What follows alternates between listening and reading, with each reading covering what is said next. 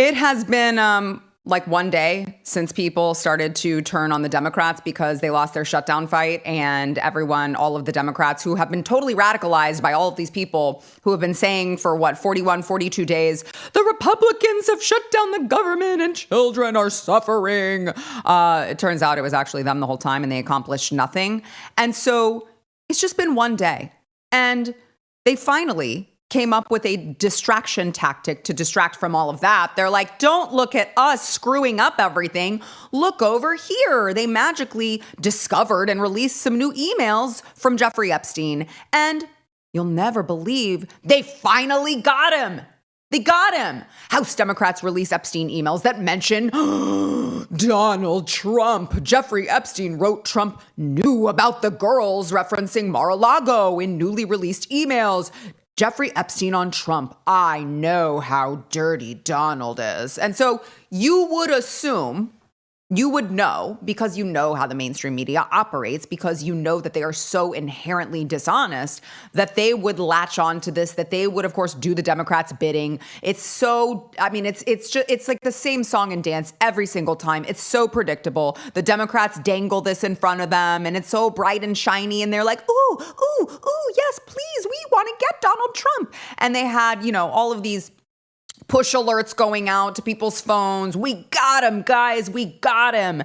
And, you know, I don't know. I saw it and I was like, yeah, I think there's more to that story. I think there's more to that story. And so I'm actually kind of getting the sense, I was really pissed off at President Trump for calling the Epstein files a Democrat hoax. I'm like, why would you say that? We all know that it's all true. What he did to actual victims is really true. And we know that there are a lot of people very high up in government, very wealthy, very important people who should be severely punished if it turns out that they were engaging in these acts with women. And so it kind of gives you a sense of like, oh, maybe he's calling it a Democrat hoax because he knows that these people are trying to use it and weaponize it against him, even though he did wrong, and they're still trying. And so I want to look at these emails that they were so quick to release this morning. And you tell me. In fact, I'll just tell you, actually, as I always do. This one from 2011 from Jeffrey Epstein to Ghislaine Maxwell. He said, I want you to realize that that dog that hasn't barked is Trump. Now, they've got some redactions. So it's victim, intentionally blacked out and redacted by the Democrats. Victim spent hours at my house with him. He has never once been mentioned. Police chief, etc.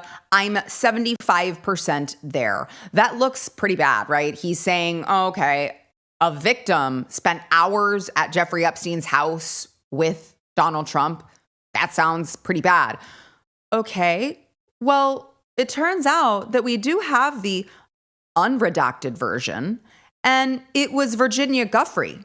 We know this because Republicans they're like, no, let me show you the unredacted. It's Virginia. Okay. Also, Jeffrey Epstein, total perv and can't spell for shit. So there's that. And then you start going, well, hold on. Why were they, maybe the Democrats actually grew a conscience, actually grew a heart. And they were like, oh, well, we should redact the name to protect the victim.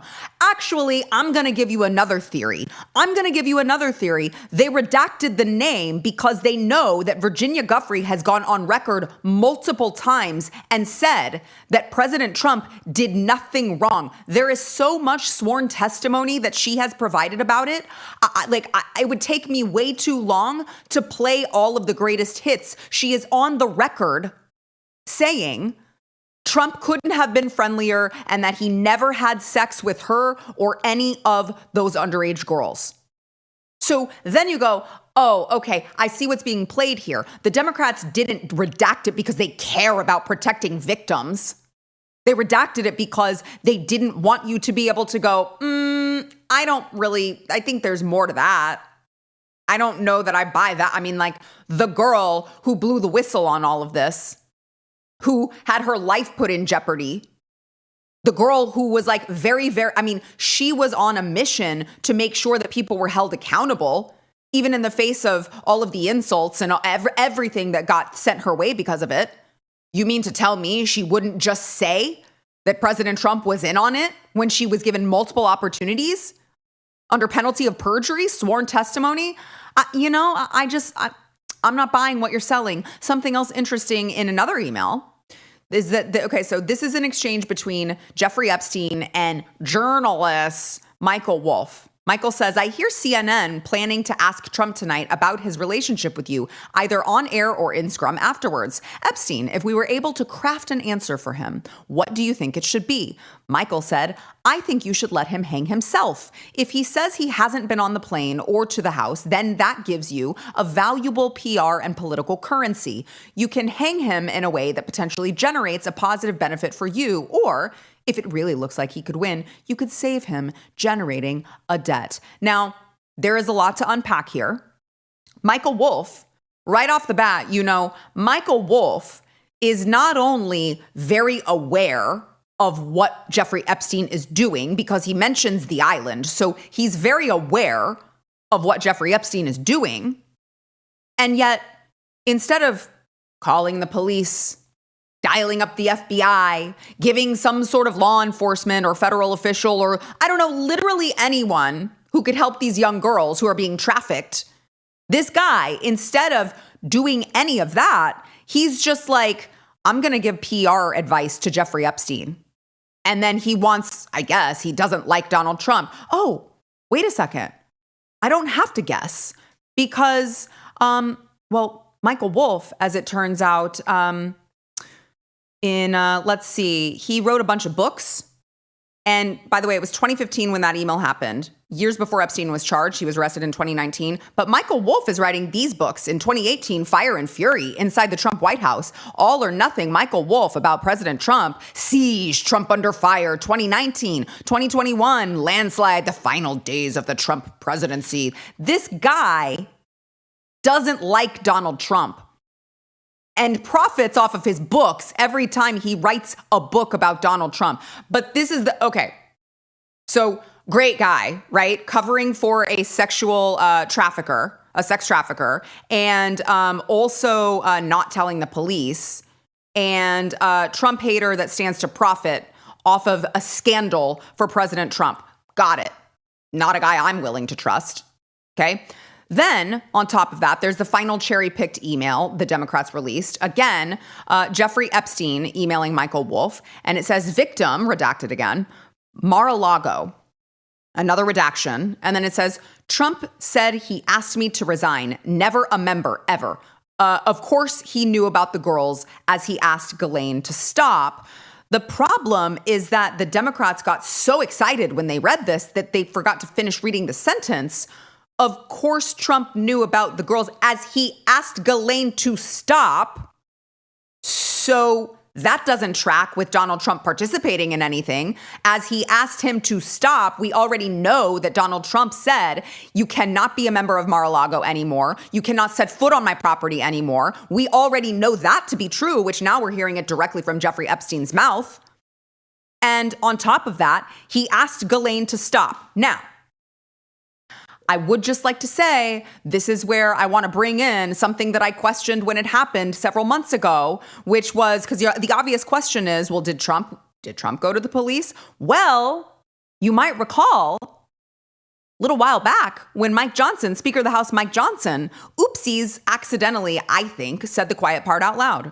He's not saying that what Epstein did is a hoax. It's a terrible, unspeakable evil. He believes that himself. When he first heard the rumor, he kicked him out of Mar-a-Lago. He was an FBI informant to try to take this stuff down. The president knows and has great sympathy for the women who have suffered these unspeakable harms.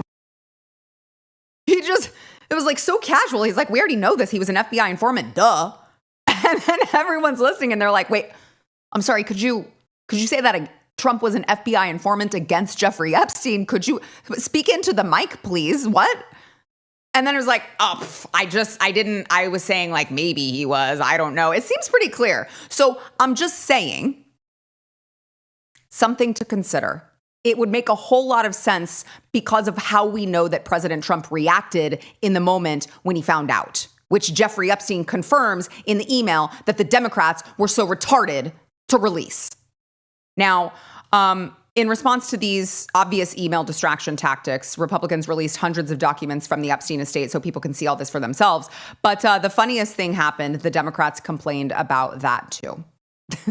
Like, I thought, there it is. Democrats claim that the sheer volume of the release on Wednesday was intended to disorient and to distract attention. I can't keep up. I thought that the Democrats said we have to release all of the Epstein files. Like, that was a big talking point really not that long ago, like last month. They were like, we must demand the release of all the Epstein files. And now it's the Republicans, like, scandal because they're releasing all of these files? Okay. All right.